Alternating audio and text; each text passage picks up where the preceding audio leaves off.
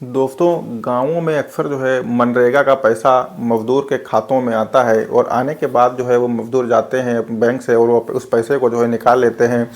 लेकिन दोस्तों, एक जो है गोंडा का एक मामला था, तो उसमें जो है एक लड़का जो था उसके खाते में जैसे ही पैसे आते हैं वो आने के बाद तुरंत बैंक जाता है और बैंक जाने के बाद उन पैसों को निकाल लेता है। लेकिन जैसे ही वो उन पैसों को निकालता है और निकालने के बाद उसमें से जो कुछ हिस्सा उसको प्रधान जी को देना था वो उनको नहीं देता है, और ना देने के बाद जो है वो वहाँ से जो है लापता हो जाता है, फरार हो जाता है। और उसके बाद जब उसको ढूंढा जाता है, जब वो 2-3 दिन के बाद मिलता है, तो मिलने के बाद जो है प्रधान जी उसको पकड़वाते हैं, अपने यहाँ बुलवाते हैं और उसके बाद उसको सबके सामने जो है जलील करते हैं, उसकी बेइज्जती करते हैं और वो पैसा भी उससे जो है ले लेते हैं किसी भी तरीके से। दोस्तों, उसको 2-3 झापड़ भी मारते हैं, लेकिन वो इतना ज़्यादा शर्मिंदा हो गया था सभी लोगों के सामने कि वो वहाँ से जो है गुस्सा होकर के भाग जाता है और गांव को छोड़ देता है। लेकिन 3 से 4 सालों के बाद वो उसी गांव में जब वापस आता है, तो दोस्तों इस बार जो है वो उस प्रधान जी से जो है जिन्होंने उसको थप्पड़ मारा था, वो उसकी जो है अपनी बेइज्जती का जो बदला है वो इस तरीके से लेता है, या आप यूँ कह लीजिए कि जो है ईंट का जवाब वो पत्थर से इस तरीके से देता है कि प्रधान जी भी जो है सोच में पड़ जाते हैं कि आखिरकार कोई इतना गरीब आदमी जो कि जो है मनरेगा का मजदूर हो और वो उनके साथ जो है इस तरीके से जो है पेश आए और इस तरीके से उनसे वो बदला ले, ये कल्पना उन्होंने भी नहीं की थी। दोस्तों, बहुत ही इंटरेस्टिंग और रियल कहानी है। आप जब सुनेंगे तो वाकई में हैरान रह जाएंगे इस कहानी को सुन करके। दोस्तों, आदाब, नमस्कार, मैं शादाब खान। अगर आप हमारा यूट्यूब चैनल पर नए हैं तो प्लीज़ हमारे चैनल को सब्सक्राइब कर लीजिए और कहानी को लाइक कीजिए ताकि हमारा हौसला बना रहे। दोस्तों, आज की जो ये कहानी हम आपको सुनाने जा रहे हैं, ये कहानी दरअसल उत्तर प्रदेश का एक ज़िला लगता है गोंडा, और गोंडा ही के एक गाँव में जो है एक प्रधान थे। प्रधान का जो नाम था वो था जानकी प्रसाद, और वो अपने गांव के बहुत ही धाकड़ प्रधान होते हैं। क्योंकि जो गांव में एक ऐसा सिस्टम ही होता है कि बाकी सभी लोग जो है गरीब किस्म के होते हैं और वो मजदूरी का काम जो है क्या करते हैं और खेती किसानी का जो है काम करते हैं। उसी में से जो मजदूर, जो मनरेगा के मजदूर होते हैं, तो उसमें कुछ तो ऐसे होते हैं जो उसमें परमानेंट जो है काम करते हैं मनरेगा के तहत, और कुछ लोग ऐसे होते हैं जिनके जो है कार्ड बने होते हैं और उनको जो पैसा जो मिलता है उसमें ज़्यादातर पैसा जो है वो प्रधान जो है रख लेते हैं और बाकी कुछ पैसा 1500 जो अपनी मर्ज़ी से प्रधान उनको देते हैं, वो जो है पैसा उनको मिलता है। इस तरीके से जो है 2 तरीके के जो है मनरेगा मजदूर होते हैं। तो ये जो पैसा जो इनके प्रधान के खाते में आता है, इसी तरीके से जो है एक राकेश नाम का वहाँ पे लड़का था, उसके खाते में जैसे ही पैसे आते हैं मनरेगा के, वो तुरंत जाता है बैंक और बैंक में पैसा निकाल करके दोस्तों वो चुपके से जो है वहाँ से खिसक लेता है। क्योंकि बाकी लोग जो थे वो सभी लोग जो है पैसा निकाल करके प्रधान को देते हैं, और देने के बाद जो है प्रधान अपनी खुशी से 1000 या 500 रुपये जो भी उनको समझ में आता वो पैसे जो है वो उनको जो है खाताधारक को देते, और उसके बाद वहाँ से जो है वो वापस आ जाते हैं। लेकिन जब वो राकेश जो लड़का था वो पैसे जो है नहीं देता है और जो है चुपके से वहाँ से खिसक लेता है और कहीं जो है लापता हो जाता है और किसी को कानो कान कोई खबर ही नहीं होती है। उसके बाद जब प्रधान उसको ढूंढने के लिए जो है ढूंढता है और जब वो कहीं नहीं मिलता है तो उनके घर पर जा कर के कुछ लोगों को जो है भेजते हैं प्रधान, और जाने के बाद वहाँ पता चलता है कि दरअसल जो है वो कहीं चला गया है और अभी तक आया नहीं है। उसके बाद जो है प्रधान जी जो है उनके माता पिता को बुलाते हैं और बुलाने के बाद उनको जो है अपने दरबार पर जो है हाज़िरी लगवाते हैं और उनको काफ़ी ज़्यादा जलील करते हैं, बेइज्जत करते हैं।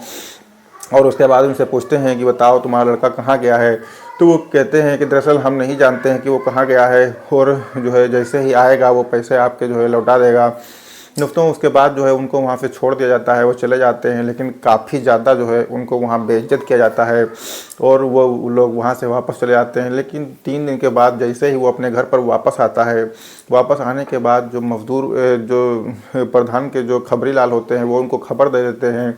कि वो लड़का फिर से वापस आ गया है। उसके बाद वो कुछ लोग जाते हैं और उसको बुला करके ले करके प्रधान जी के सामने उसकी हाज़िरी लगाते हैं, और प्रधान जी जब उससे पूछते हैं कि बताओ तुम कहाँ थे और कहाँ गायब हो गए थे, पैसे लेकर के कहाँ भाग गए थे।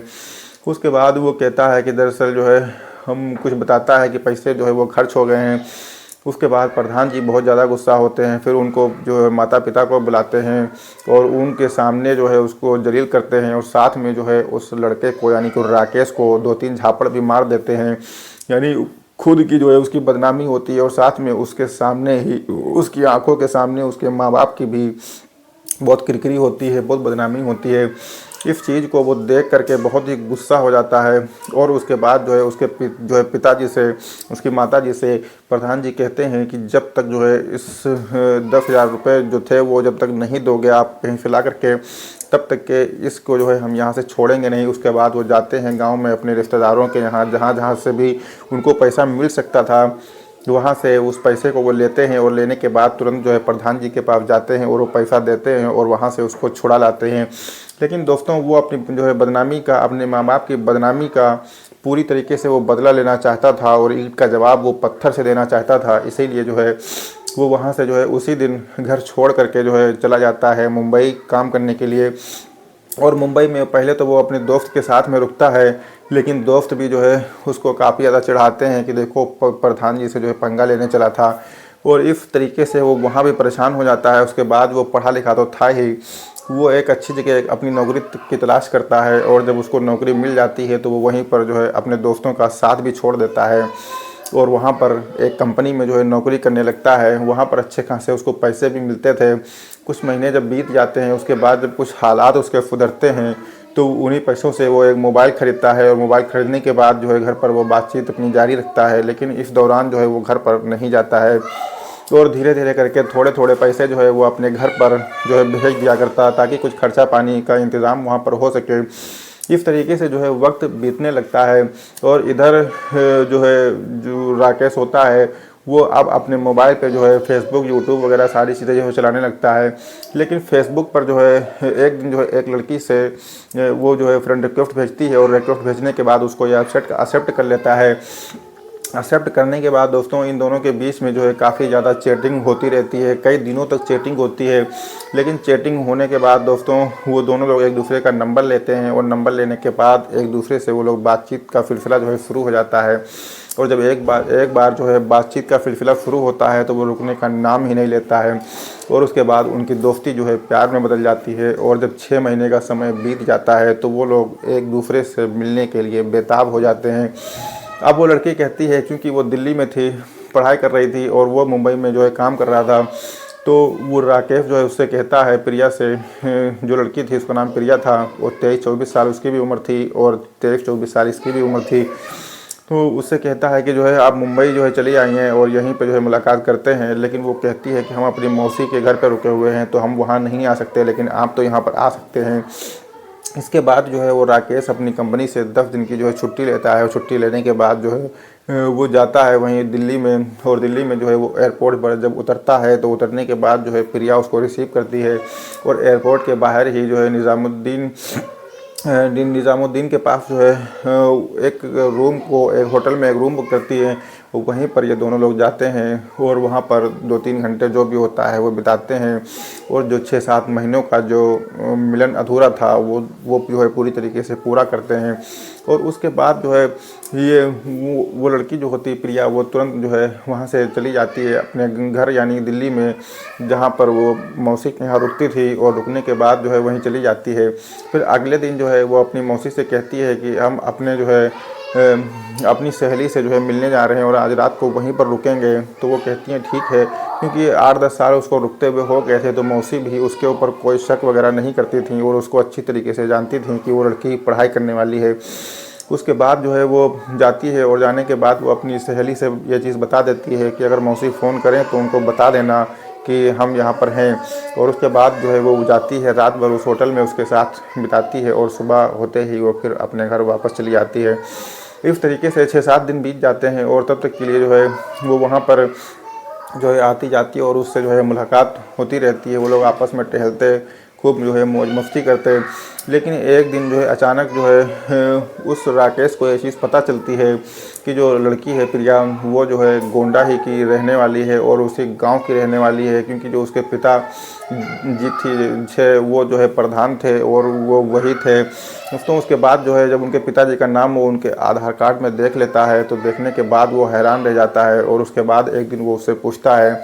कि तुम कहाँ की रहने वाली हो, तो वो बताती है कि दरअसल हम पुश्तैनी जो है गोंडा ही के रहने वाले हैं। उसके बाद जो है वो काफ़ी हैरान हो जाता है और उसके बाद जो है वो उससे पूछता है कि क्या तुम्हारे पिताजी जो है हमसे रिश्ता जो है कायम करने के लिए इजाज़त देंगे, मंजूरी देंगे। तो वो कहती है कि क्यों नहीं, तो वो कहता है राकेश कि दरअसल गाँवों में जो है जात पात को बहुत ज़्यादा महत्व दिया जाता है। तो वो कहती है तुम टेंशन बिल्कुल ना लो और ये सब जो है हमारा काम है, हम इसको करेंगे। उसके बाद जो है वो वहाँ से चली जाती है और फिर जो है वो तुरंत जो है उससे इजाज़त लेता है और कहता है कि जो है 2-3 दिन पहले ही, मतलब अभी 2 दिन हमको यहाँ पे और रुकना चाहिए था, लेकिन कंपनी की तरफ से एक अर्जेंट कॉल आ गई है कि अभी जाना है, इसलिए हम जा रहे हैं। वो पहले तो उसको जाने की इजाज़त नहीं देती है, लेकिन किसी कारणवश जो है वो मान जाती है और उसके बाद जो है वो कंपनी में चला जाता है और जाने के बाद अपने सिम को तोड़ के वो फेंक देता है, क्योंकि वो सारे रिश्ते नाते जो है प्रिया से ख़त्म करना चाहता था। क्योंकि उसको वो चीज़ पता थी कि उसके पिताजी जो प्रधान जी हैं वो किसी भी कीमत पर उसको जो है अपना अपना बिल्कुल नहीं बनाएंगे। और इसके बाद जो है वो कुछ दिन वहाँ काम करता है, तो इस तरीके से 4-5 लाख रुपये जो है वो इकट्ठा कर लेता है, क्योंकि 3-4 साल उसको हो गए थे वहाँ पर काम करते हुए। और इधर दीपावली का जो है छुट्टी भी होती है, तो वो सोचता है कि चलो 15 दिन के लिए जो है घर पर चलते हैं छुट्टी में और वहीं पर अपना मकान वगैरह बनवाएंगे और कुछ आगे का जो है सोचेंगे। इस दौरान जो है वो अपने घर चला जाता है और मकान बनवाने लगता है। लेकिन इधर जो है जो प्रिया थी वो काफ़ी ज़्यादा परेशान हो जाती है और जब उसको फ़ोन करती है तो उसका नंबर बंद बताता है। अब वो ज़रूर ये चीज़ सोचती है कि कहीं ना कहीं जो है वो राकेश जो है कहीं फंसा हुआ है। उसके बाद वो इस बारे में जो है अपनी मौसी से बात करती है, लेकिन मौसी उसको डांट फटकार कर मना कर देती हैं और कहती हैं कि जो है तुम इन सब चक्कर में ना पड़ो, क्योंकि तुम्हारे पिताजी हैं वो थोड़ा अजीब किस्म के हैं और वो सभी को मार डालेंगे और तुम इस बात को समझो। लेकिन जो है प्रिया कहती है कि नहीं, हम अपनी मर्ज़ी से शादी करेंगे, क्योंकि हमारे पिताजी ने भैया की और जो हमारी बहन है बड़ी, उसकी जो है शादी उन्होंने अपनी मर्ज़ी से की थी, लेकिन हम जो है ऐसा बिल्कुल नहीं होने देंगे और हम अपनी शादी सिर्फ अपनी ही मर्ज़ी से करेंगे और उसी से करेंगे। दोस्तों उसके बाद वो भी जो है दीपावली की छुट्टी में अपने घर चली जाती है, यानी कि उसी गोंडा में जहाँ पे जो है वो रहता था राकेश। उसके बाद वो अपना घर बनवाने में जो है व्यस्त था और एक दिन जो है ऐसा होता है कि जैसे ही वहाँ पर वो पहुँचती है अपने घर, तो एक दो दिन के बाद जो है उसके पिताजी उसकी शादी की बातचीत करने लगते हैं। लेकिन तभी प्रिया जो है मना कर देती है और कहती है कि नहीं, अब ऐसा बिल्कुल भी नहीं होगा और हम अपनी मर्ज़ी के लड़के से जो है शादी करेंगे और हमने लड़का देख रखा है और हम उसी से करेंगे। तभी वो प्रधान जी जो होते हैं वो पूछते हैं कि उसके पिताजी क्या करते हैं, फूफा क्या करते हैं, मामा क्या करते हैं। तो वो लड़की कहती है कि हमको किसी से जो है कोई मतलब नहीं है, हमको मतलब अगर है तो सिर्फ़ और सिर्फ उसी लड़के से जिसके साथ हमको शादी करनी है और 2 वक्त की रोटी वो सुकून से हमको खिला सके, बस यही बहुत है हमारे लिए। दोस्तों उसके बाद जो है उसके पिताजी भी सोचते हैं प्रधान जी कि चलो हो सकता है कि जो है अभी बाहर से पढ़ करके आई है तो इसका दिमाग में फितूर है, उसके बाद ये समझ जाएगी और हमारे ही हिसाब से चलेगी। तो उसके बाद वो लोग एक प्लान बनाते हैं एक मंदिर में जाने के लिए, वहाँ पर दर्शन करने के लिए, और सभी लोग जो है गाड़ी में बैठ करके मंदिर जा रहे होते हैं। लेकिन रास्ते में अचानक से जो है प्रिया को वो राकेश दिख जाता है। वो अपना जो है सीमेंट मोरंग गिट्टी वगैरह सामान जो है लेकर के वो जा रहा था। जैसे ही प्रिया उसको देखती है वो तेज तेज जो है शीशा खोल करके जो है राकेश राकेश चिल्लाने लगती है और उसके बाद वो तुरंत गाड़ी को रुकवाती है, क्योंकि गाड़ी जो है उसका भाई चला रहा होता है। भाई जैसे ही गाड़ी रोकता है, रोकने के बाद जो है वो गाड़ी से उतरती है और जाके उससे मिलती है और उससे कहती है कि तुम कहाँ थे और यहाँ पर क्या कर रहे हो, तुम्हारा नंबर कहाँ है, तुम्हारा तो फ़ोन नहीं लग रहा है। उसके बाद वो जैसे ही प्रिया को देखता है बहुत ही ज़्यादा भौचक्का रह जाता है, क्योंकि उस गाड़ी में जो है प्रधान जी भी बैठे हुए थे और वो उनको किसी भी माने पर भूल नहीं सकता था राकेश, और बदनामी का जो बदला लेना था। दोस्तों उसके बाद जो है वो सभी लोग उतर के आते हैं और पूछते हैं कि ये कौन है। तो वो प्रिया कहती है कि यही तो वो है जिसके साथ मैं शादी करना चाहती हूँ। उसके बाद वो प्रधान जी कहते हैं कि तुम जानती हो ये कौन है और क्या जो है हैसियत है इसकी, क्या औकात है। तो वो कहती है कि हमको इन सब चीज़ों से कोई मतलब नहीं है और हम इसी से जो है शादी करेंगे। दोस्तों उसके बाद जो है उसको वो लोग मारते हैं और मारने के बाद जो है अपनी बेटी को यानी कि प्रिया को लेकर के वो अपने घर चले जाते हैं और जाने के बाद जो है उसको वहाँ पर बंद कर देते हैं ताकि जो है इसका दिमाग जो है कंट्रोल में आ जाए। और उसके बाद जो है उस राकेश के ऊपर इतने ज़्यादा मुकदमे लाद दिए जाते हैं, क्योंकि वहाँ पर प्रधान जी का अच्छा खासा बोलबाला था, तो उसके ऊपर इतने ज़्यादा मुकदमे जो है लाद दिए जाते हैं। और लादने के बाद उसको पुलिस उठा करके जेल में ले जाती है और उसको टार्चर करती है। वो काफ़ी ज़्यादा जो है परेशान किया जाता है उसको। लेकिन उसके बाद जब मामला हाईकमान तक पहुंचता है, क्योंकि वो पढ़ा लिखा था, तो जब मामला हाईकमान तक जब पहुंचता है तो पहुंचने के बाद जो है उसमें इतनी सारी धाराएं लड़की की तरफ, लड़की के घर वालों की तरफ से लगाई गई थी कि लड़की को बहला फुसला करके जो है और इस तरीके की जो है प्रताड़ना और तमाम चीज़ें जो है उसमें लगाई गई थी। और उसके बाद जो है जब मामला हाईकमान तक जाता है तो जब हाईकमान उन लोगों की जो है उम्र को देखता है कि लगभग 24-25 साल उनकी उम्र हो चुकी है और जो है लड़की बीटेक किए हुए है, उसके बाद भी जो है वो इस तरीके की हरकत की, अगर लड़की को कोई बहला फुसला ले तो ऐसा कहाँ हो सकता है। उसके बाद दोनों को बुलाया जाता है और उनकी काउंसलिंग की जाती है, उनसे पूछताछ की जाती है। तो प्रिया बताती है कि दरअसल हम अपनी मर्ज़ी से जो है इनसे शादी करना चाहते हैं। उसके बाद जो है उन दोनों की मर्ज़ी से जो है उन दोनों का जो है कोर्ट मैरिज करा दिया जाता है और उसके बाद वो दोनों लोग जो है मुंबई रवाना हो जाते हैं। और वहीं पर वो राकेश तो पहले से ही नौकरी कर रहा था और साथ में प्रिया भी अब नौकरी करने लगती है और दोनों लोग मिल करके अपनी ज़िंदगी जो है अच्छी तरीके से जो है आज बिता रहे हैं। दोस्तों, आज की ये कहानी थी और ये कहानी कैसी लगी, प्रिया ने जो किया वो सही किया या गलत किया, दोस्तों कमेंट बॉक्स में ज़रूर बताइएगा। मिलते हैं एक नई